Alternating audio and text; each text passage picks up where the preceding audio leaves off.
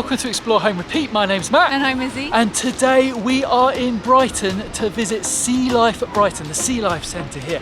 Right down in front of the entrance to the pier on the beach. Really looking forward to this today. Yeah, looking forward to it. I love an aquarium and just seeing all the fish. Absolutely, and this is the oldest aquarium in the world. So it was built in the 1800s, been around for 150 years. It's our 150th anniversary this year. While you're here, don't forget to like and subscribe. We do doubt reviews all across the country. So, you ready to explore? Let's go!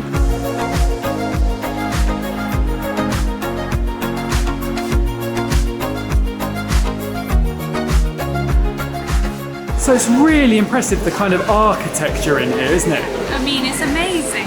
It makes it so historical. Yeah, really Victorian, really kind of almost like Gothic looking. It is quite kind of impressive how they've done some of these displays, kind of making them immersive. Yeah, there's a lot kind of going on, and your eye just goes everywhere, and the lighting's really good in here. Yeah, lighting's constantly kind of changing colour and phasing in, as you can see on Izzy. Yellow.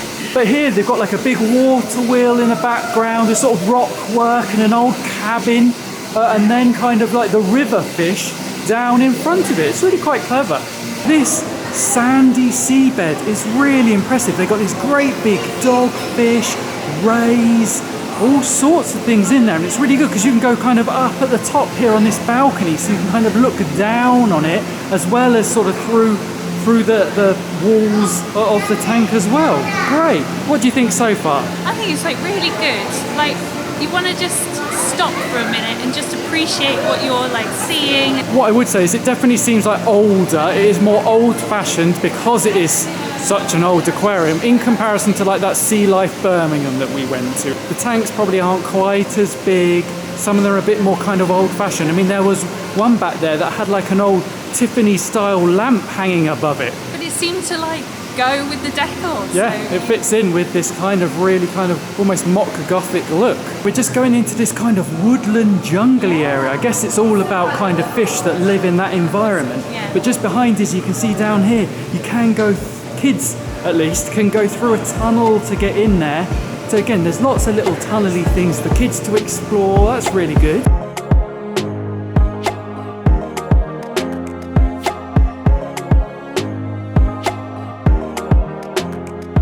This is impressive. They've got a whole leaf cutter ant display here. You can see them on the rope crawling up and down. In actual fact, they can go up through that pipe up there, all the way along. Izzy will show you where it goes. All the way along here, through this word that says ants, all the way through to this enclosure here, kind of from down this pipe. So they can go absolutely miles. So this is where they're putting all the food and they're carrying it back to the nest at the other end. It's a bit noisy in here, but I love all the theming, this kind of jungly rainforest theming with the piranhas and river fish. The Amazon. Really good. Makes a difference, doesn't it? Yeah, it makes a huge difference. Just immersive, make you appreciate everything, and instead of just there's a tank. Yeah, a load of tanks in a room. It kind of it adds a bit of it up. Yeah, well, it gives it a bit of context as well. So it's a little bit strange. They've got this huge, great big auditorium next to this massive tank with the turtles in. But it does appear that anyone with a pram or pushchair or wheelchair can't get to this area. It was up some stairs, and the buggies and prams had to go a different way. So Izzy in the pram and Sienna and my mum walked a different way. I just came up here to see what it was, and it was this great big auditorium. There's also a glass bottom boat you can go in that goes over the top of the water, and then you can see down straight into the tank. And I can't see a way that people with prams or buggies or anything can get here. So now here comes everyone's favourite bit, going through the tunnel. You have to be sorry about the sound, it's probably very echoey in here, but it is amazing going through these tunnels, seeing all the fish kind of at eye level and above you.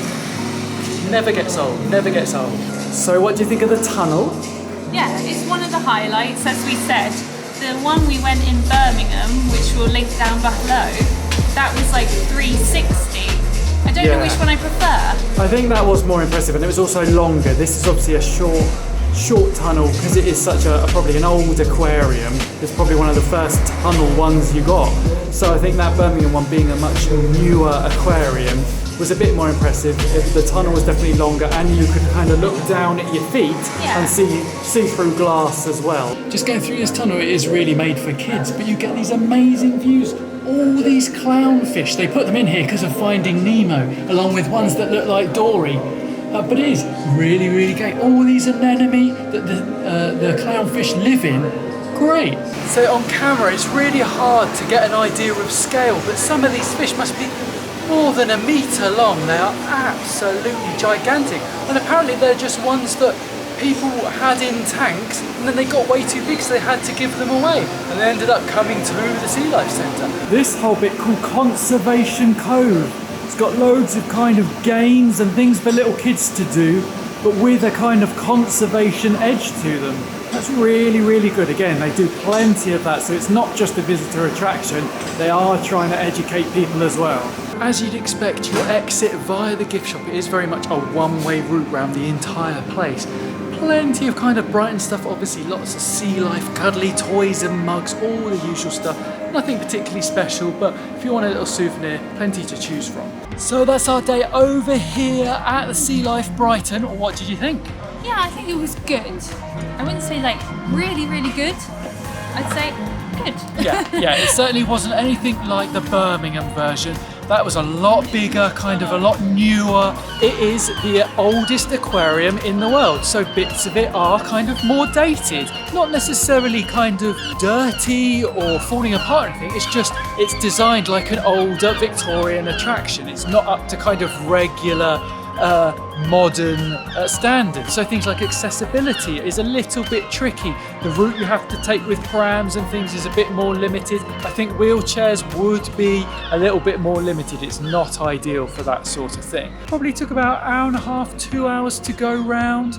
A little cafe, not too bad. Not too bad. We had a cup of tea. Yeah, absolutely. And a good selection in there. Nothing fancy again, but you want a tea and coffee or a little cake, that's the sort of thing you're going to get in there.